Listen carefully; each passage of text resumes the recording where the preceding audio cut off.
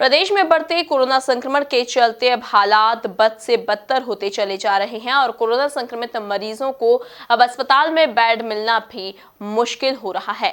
इस बीच कांग्रेस नेता चिंटू चौकसी ने प्रदेश की शिवराज सरकार पर जमकर निशाना साधा। देखिए खास रिपोर्ट।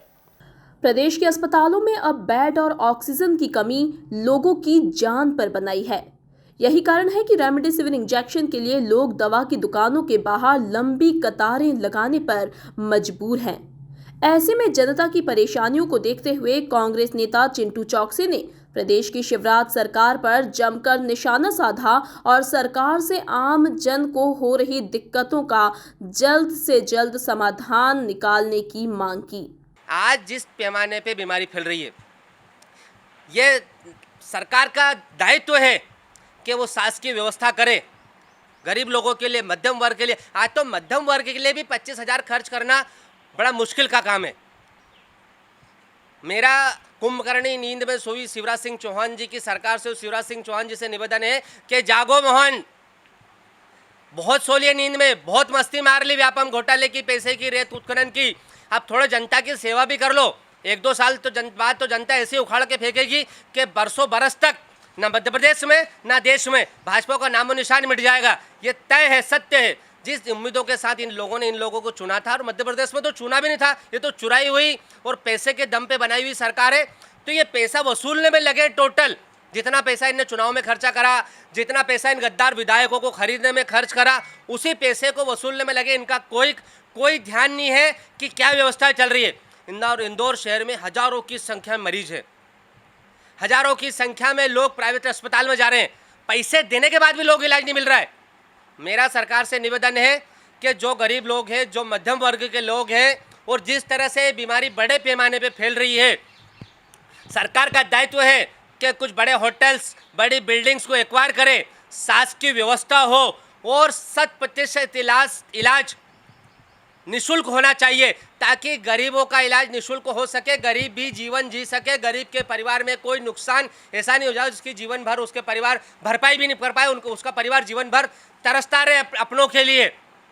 तो मैं आपके चैनल के माध्यम से इंदौर प्रशासन से और सोई हुई सरकार से निवेदन करता हूं कि जल्द से जल्द आप इसमें निर्णय लें और गरीबों के मुफ्त इलाज की व्यवस्था कराएं। अन्यथा कांग्रेस पार्टी मैदान में आके आंदोलन करेगी। लगा देना जितने केस लगाना है, लेकिन अगर गरीबों के ऊपर अत्याचार होगा और गरीबों की बात आएगी, जनहित की बात आएगी, इंदौर शहर के लोगों के स्वास्थ्य को लेकर बात आएगी, सिर्फ बयानबाजी से और कोरोना क्राइसिस की मीटिंग करने से कुछ भी नहीं होगा, नेतागिरी से कुछ नहीं होगा। कहाँ से लाएगा आदमी 25,000 रुपये?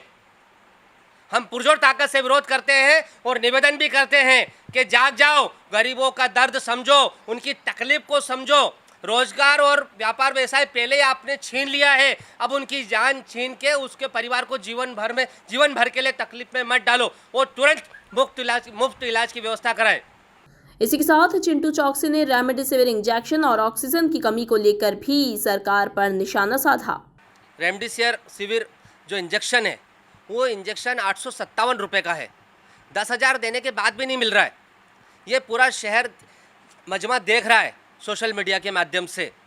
ऑक्सीजन फिलिंग 200-250 रुपये में होना चाहिए, वो ऑक्सीजन 10 गुना ज़्यादा रेट में फिलिंग नहीं हो रही है।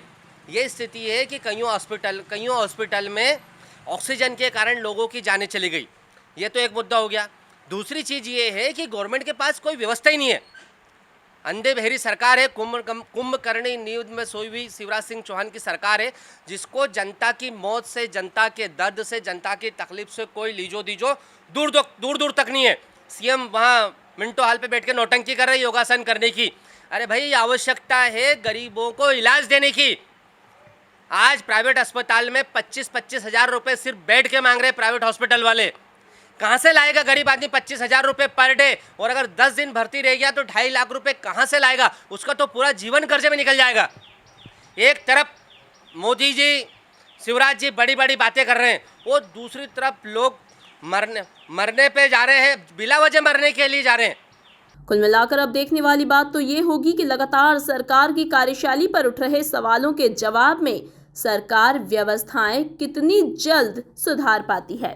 Bureau report, MP news, Indore.